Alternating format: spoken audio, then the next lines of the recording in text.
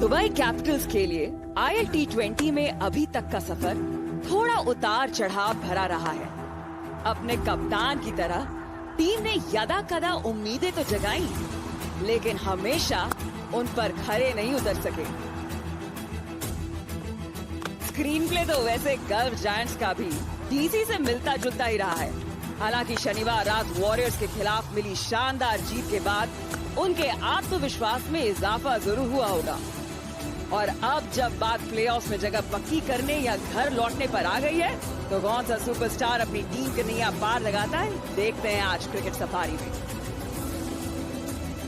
Hello and welcome, ये है DP world IL T20 का मैच नंबर 24, जहां दुबई कैपिटल्स अपने ही घर में चुनौती देंगे डिफेंडिंग चैंपियंस गल्फ जायंट्स को।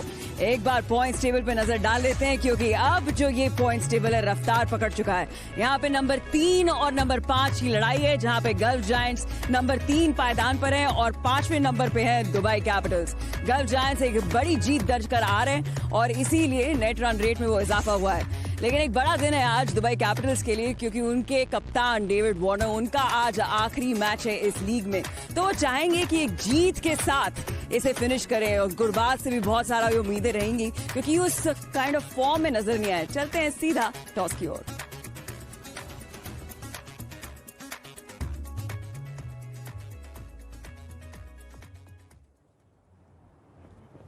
Tonight we have David Warner's Dubai Capitals taking on the Gulf Giants, led by James Vince. For the toss, we've got the toss representative Balaji Nagarajan and, of course, the match referee Roshan Mohanama to oversee proceedings.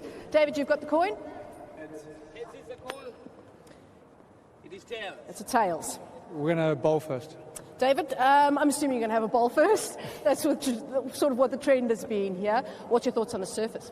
Yeah, look, I actually think it looks like it's got a bit of a sheen on it, so it might play better. We've used it a couple of times now, but as you know here, you've got to bowl well, and if you bowl well, you can probably chase the total down. A lot of talk, obviously, but we know this is your last game. So what's been the chat in the dressing room? Yeah, the chat's just about execution. We spoke about last game, the power play. That's something we really want to knuckle down with bat and ball, and hopefully we can do that tonight. In terms of looking at your team, any major changes? How are you looking tonight? We've lost 3 players, and we've got an injection of 3 others. Ollie Stone comes in tonight. Kane Richardson back in as well. So, yeah, look, I'm excited to see what the boys have to offer. Good luck. Play well. Thanks, Natalie. James, you're going to have a bat first. We know the trend here is generally to bowl first, but you proved in the last game that you can bowl first and win. So how does that factor into your plans? Yeah, it's nice to get that win under our belt last game. One toss is all tournament, so we're pretty much showing up and we're going to bat first. But yeah, last game found probably a better start batting first, so I have to try and replicate that season. Yeah, I can confirm it's 7 out of 8, I think, now that you've lost in terms of the toss. Looking at your team, I know a lot of other teams are looking at losing a few players to international duty. You seem a little bit more settled. Yeah, we're fairly settled. We're playing the same team that played the other night, so I know Majib leaves us, I think, tomorrow, but on the whole, fairly settled team. Unfortunately, Glees has been ruled out through injury, but yeah, he wasn't a part the other night, so same team tonight. Looking at the side in terms of net run rate as well, you have quite a positive net run rate at the moment. Is that part of your plans as well? Yeah, obviously the last game helped that, and with the table being so bunched up, I think run rate could well play a factor come the after the group stages. So first and foremost, try and make sure we get the 2 points, and if we can increase our run rate, we know that's going to help at the back end as well. Good luck and play well. Thank you. So that's it. The news then from the middle is that the Dubai Capitals have won the toss and they're going to have a bowl first. जी हाँ, David Warner ने यहाँ पे गेंदबाजी का चयन किया और उस तरीके का यहाँ पे ट्रेंड भी रहा है, लेकिन जेम्स विंस उन्होंने दिखाया कि यहाँ पे पहले बल्लेबाजी करके कैसे आप जीत दर्ज कर सकते हैं। चलिए आपको पहले दिखा दें कि शो पे क्या क्या है। क्या दुबई कैपिटल्स दे पाएगी अपने कप्तान को एक यादगार विदाई? जायंट्स के खेमे में क्या है क्रिस लिन और शिमरॉन हेटमायर का महत्व? और क्रिस जॉर्डन से होगी एक खास मुलाकात। बहुत कुछ है डिस्कस करने के लिए, क्योंकि मैच ही कुछ ऐसा है और प्लेऑफ जो है वो बस उधर ही है। क्रिकेट सफारी में स्वागत है आपका। फुल हाउस है, Bhajji in the house as well as Saba Karim. Good evening gentleman. Good evening. Good evening. Good evening. देखिए, खास दिन इसीलिए है क्योंकि डेविड वार्नर का आखिरी गेम है यहाँ पे डीपी वर्ल्ड IL T20 में। यानी जिस तरीके से बल्ला उनका पिछली बार चला था, लेकिन काफी सेटल्ड उस अंदाज में नहीं नजर आए थे, लेकिन आज will you make it count? Well देखिए, मजा तो तभी आएगा ना अगर वो कप्तान होके मेक इट काउंट।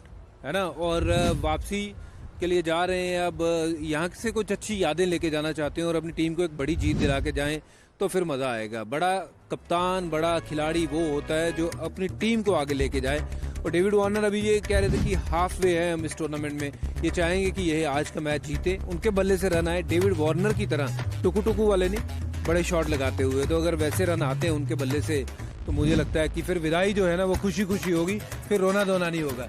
7 मैच में सिर्फ 104 रन, ये बहुत कम बार इस तरह का फेज डेविड वार्नर के करियर में हमें देखने को मिला है। आप तीनों फॉर्मेट की बात कर ले, वो इतने ज़्यादा कंसिस्टेंट प्लेयर रहे हैं। ऑस्ट्रेलिया के लिए भी जहाँ जहाँ फ्रेंचाइजी लीग उन्होंने खेली भी हैं, हर जगह उन्होंने परफॉर्म किया, चाहे वाइट बॉल क्रिकेट हो या रेड बॉल क्रिकेट हो। तो ये बहुत ही कठिन दौर से वो निकल रहे हैं। मुझे लगता है इतना बड़ा खिलाड़ी, आई एम श्योर भज्जी को भी इसका एहसास हुआ होगा कभी ना कभी के आपने इतना मुकाम हासिल कर लिया, फिर अब जब परफॉर्म नहीं कर पा रहे हैं, आप करना चाहते हैं तो हर्ट करता है। और इस समय नहीं केवल उनको इंडिविजुअली हर्ट कर रहा है, पर टीम को भी हर्ट कर रहा है। तो दुबई कैपिटल्स को अगर आगे बढ़ना है और क्वालिफाई करना है तो कम से कम ये वाले मैच में अच्छा वो प्रदर्शन करते हैं, मैच जिताते हैं, तब मुझे लगता है कि उनको भी खुशी होगी और टीम को भी फायदा होगा। जी बिल्कुल, और उन्होंने पावर प्ले की भी बात की जहां पर दुबई कैपिटल्स को रन्स बनाने की जरूरत है। आपको बता दें कि जिस पिच पे जोहेब जुबैर ने 4 विकेट छटकाए, वो पिच आज नहीं है, आज है पिच नंबर 7, और अंजुम चोपड़ा बता रही है कि किस तरीके की सतह है। वेल ऑफ कोर्स उस सतह कैसी है वो आपको थोड़ी देर में दिखाएंगे, लेकिन यू सीन द पिच सबा, यहाँ पे बल्लेबाजों को कितनी मदद मिल सकती है? पिछले मैच में अगर हम देखें तो गल्फ जायंट्स से पहले बल्लेबाजी की थी, बड़ा स्कोर खड़ा कर दिया था और रोक दिया था शारजा वॉरियर्स को। इसका मतलब ये भी है कि इस विकेट में रन्स बन सकते हैं। तो गल्फ जायंट्स को यही सोच के मैदान में उतरना होगा क्योंकि वो इस समय पहले बल्लेबाजी कर रहे हैं। तो ऐसा विकेट है जहाँ पर आप रन्स बना सकते हैं, तो गल्फ का प्रयास यही होना चाहिए। जी, आपके लिए यहाँ पर स्पिनर्स को मदद मिलेगी या सीमर्स? हमने यहाँ पे देखा कि सबसे ज्यादा यहाँ पे सीमर्स को मदद मिलती है। नया गेंद रिद्धिमा, नया गेंद जो करेगा ना उसको मदद मिलेगी। Fast bowlers they are always in the game. इस पिच के ऊपर हमने देखा है बाउंस है, थोड़ी सी लेटरल मूवमेंट भी है, और अगर अच्छा कोई बॉल सीम पे डालता हो तो उसको मदद जरूर मिलेगी। स्पिनर देखिए, हमने देखा था पहले मैच में चुटकियों वाले स्पिनर ने काम कर दिया था, रजा ने काम करके दिखाया था, विकेटें ली थी। तो स्पिनर के लिए भी कुछ है इस पिच के ऊपर, पर गेंदबाजी अच्छी करनी पड़ेगी। जी, गेंदबाजी तो अच्छी करनी पड़ेगी, लेकिन एक बार फिर जो है बल्ले की बात करें तो डेविड वार्नर जब आएंगे तो उन पर ऑफकोर्स ज़रूर नजर रहेगी। और उनका ना इंडिया के साथ नाता बहुत अच्छा है। इंस्टाग्राम पर भी आप देखें तो बॉलीवुड की धुनों पे खूब वो रील्स बनाते हैं। कितना खास है ये रिश्ता, आइए आपको दिखाएं।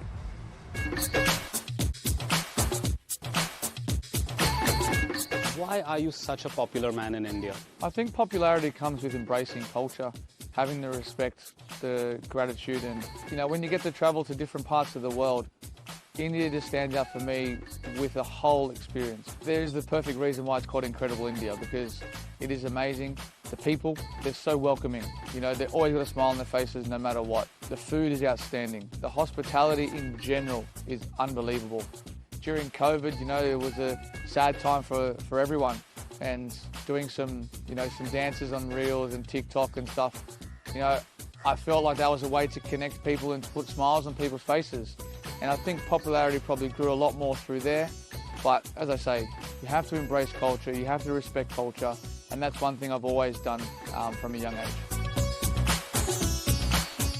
Yeah, Pushpa, it's something that I watched, and a lot of people were calling me Pushpa for some reason, so I learned to do the action, and from there it just took off, and it was a big hit. But no, when you go and field on the outfield, people start yelling out to you, so you want to give them something. Then the DJ plays the music.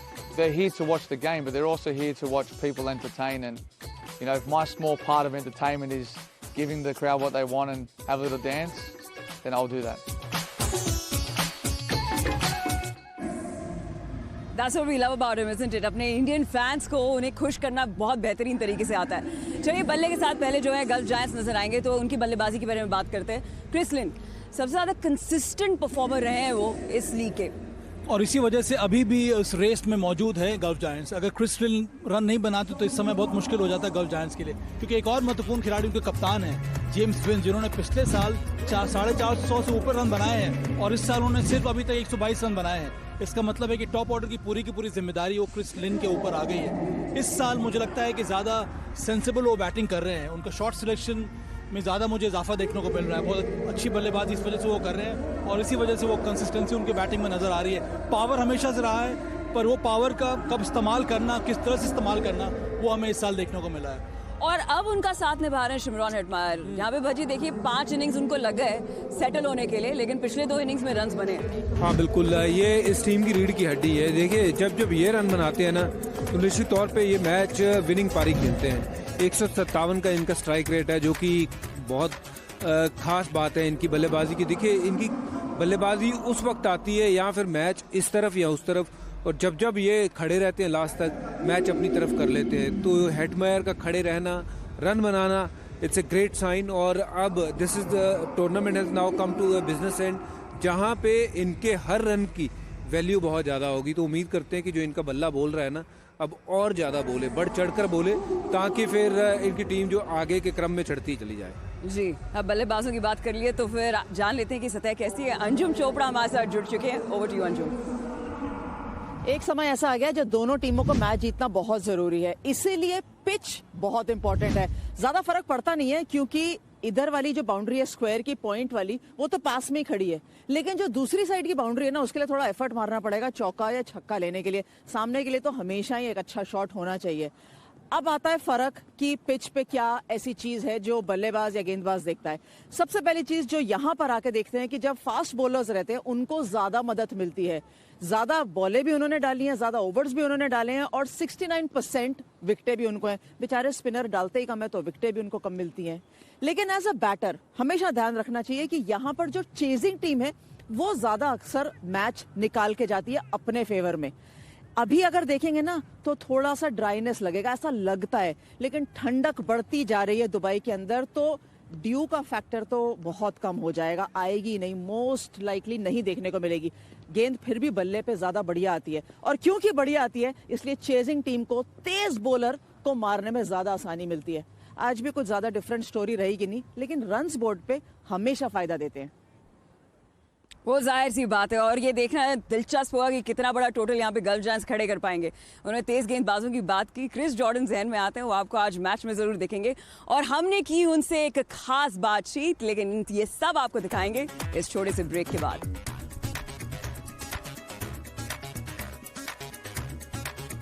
आपको बता दें कि Dubai Capitals ने toss जीतकर पहले गेंदबाजी का चयन किया है, यानी गल्फ जायंट्स आपको पहले बल्लेबाजी करते हुए नजर आएंगे। इनके टीम में कोई चेंज नहीं है, यानी the usual Jamie Smith, James Vince, Chris Lynch, Shimron Hetmyer, और साथ ही साथ उनका साथ निभाएंगे यहाँ पे डोमिनिक ड्रेक्स। लेकिन दूसरी तरफ अगर दुबई कैपिटल्स की बात करें तो वहां पे 3 चेंजेस हैं, और वो चेंज है केन रिचर्डसन, ऑलिवर स्टोन और साथ ही साथ दसन शानका, क्योंकि वेस्ट इंडीज के खिलाड़ी और कुछ ऑस्ट्रेलियन खिलाड़ियों को इंटरनेशनल ड्यूटी के लिए अपने घर लौटना पड़ा है।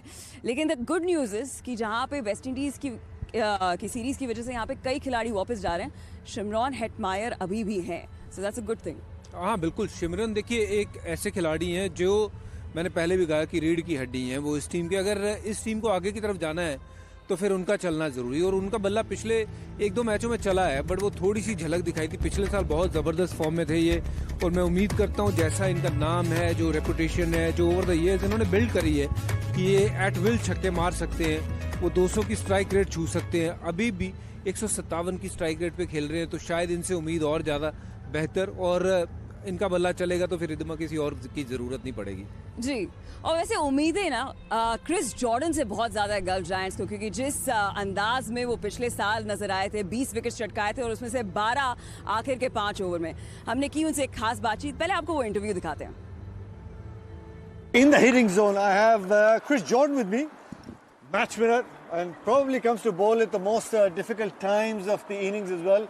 Chris, how difficult or is easy to keep living up to those expectations of coming to bowl at the death? Yeah, obviously, thank you for having me, first and foremost. Bowling at the death is never an easy task for any bowler. But the first thing you have to do is you have to want to to be in that situation first and foremost as a bowler. Once you want to be in that situation, then actually you're in a better position to execute. The game is on the line. The team needs you to win the game for them, and you have to really want to be in that situation and want to thrive in that situation. So I would say that's the first mindset to have. Well, the more want is, of course, what are the kind of variations that you'd be looking to bowl and different sort of grifts, maybe?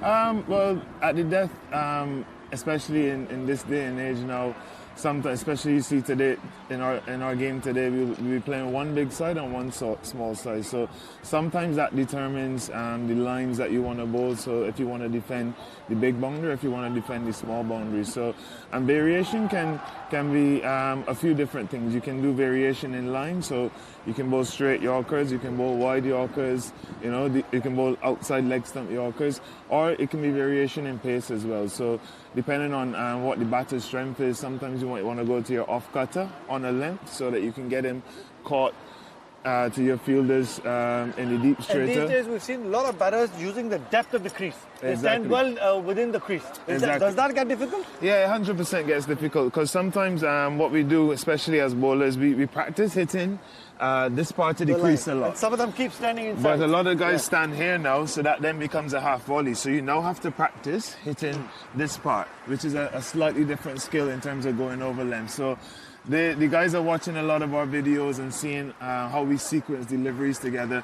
So we now have to keep coming up with different ideas to stay ahead of them in the game as well.